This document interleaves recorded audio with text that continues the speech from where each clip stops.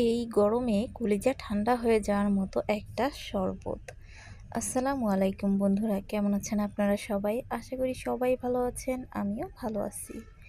বন্ধুরা, এই যে দেখতে পাচ্ছেন পাকা পাকা কলাগুলো, এই পাকা কলা দিয়ে আর টক দই, মিষ্টি দই দিয়ে দারুণ মজার একটা কলিজা ঠান্ডা হয়ে যাওয়ার মতো একটা শরবত বানাবো। তো চলুন শুরু করছি আজকের শরবত রেসিপি। তো এজন্যে আমি নিয়ে নিয়েছি একটা ব্লেন্ডারের জার, আর এখানে নিয়ে নিচ্ছি একটা ভালো বড় মোটা সাইজের একটা কলা। আমি একজনের জন্য বানাবো। আর এখানে নিয়েছি মিষ্টি দই আর নিয়েছি টক দই।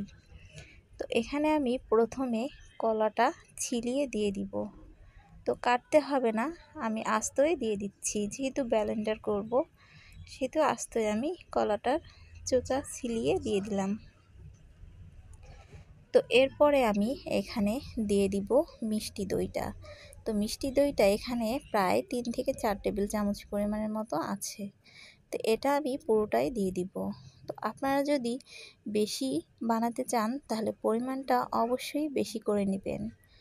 কলা বেশি করে নেবেন, টক দই, মিষ্টি দই সব কিছুই একটু বেশি পরিমাণে নেবেন। তো তারপরে ওই অনুযায়ী দিয়ে দিলাম টক দইটাও। দিয়ে দেওয়ার পরে এখানে দিয়ে দিচ্ছি পরিমাণ মতো চিনি। তো চিনিটা দিয়ে দেওয়ার পরে এখানে আমি দিয়ে দিব, যেহেতু আমি একজনের জন্য বানাবো সেহেতু আমি এখানে 1 মগ পানি দিয়ে দিচ্ছি। তো সবগুলো উপকরণগুলোই দেওয়া হয়ে গেছে। তো এখন আমি এটাকে মুখটা আটকিয়ে এটাকে জুস করে নিব। তো এই যে মুখটা খুব ভালো করে আটকিয়ে নিচ্ছি। আটকিয়ে নেওয়া হয়ে গেছে আর আমার ব্লেন্ডার করাও হয়ে গেছে। তো এখন একটা মগে ভালো করে এটাকে ঢেলে নিচ্ছি। দেখুন এটার ঘনত্বটা কিন্তু অনেক ভালো হয়েছে। তো এভাবে করে আমি একটা মগে ঢেলে নিলাম। ঢেলে নেওয়ার পরে এখানে আমি একটা আইস দিয়ে দিব। তো এখানে একটা ঠান্ডা ঠান্ডা শরবত করার জন্য এখানে আমি আইসের টুকরো দিয়ে দিলাম। তো এরপরে আমাদের হয়ে গেছে রেডি কলা আর দই দিয়ে মজাদার একটা শরবত বা জুস রেসিপি। তো এটা কিন্তু ছোট বড় সবার জন্য হেলদি।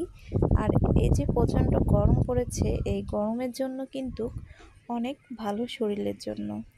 আশা করি এই জুস রেসিপিটা আপনাদের কাছে অনেক অনেক ভালো লেগেছে। তো বন্ধুরা, ভালো লাগলে অবশ্যই লাইক কমেন্ট শেয়ার করবেন আর আমার চ্যানেলটা অবশ্যই সাবস্ক্রাইব করবেন।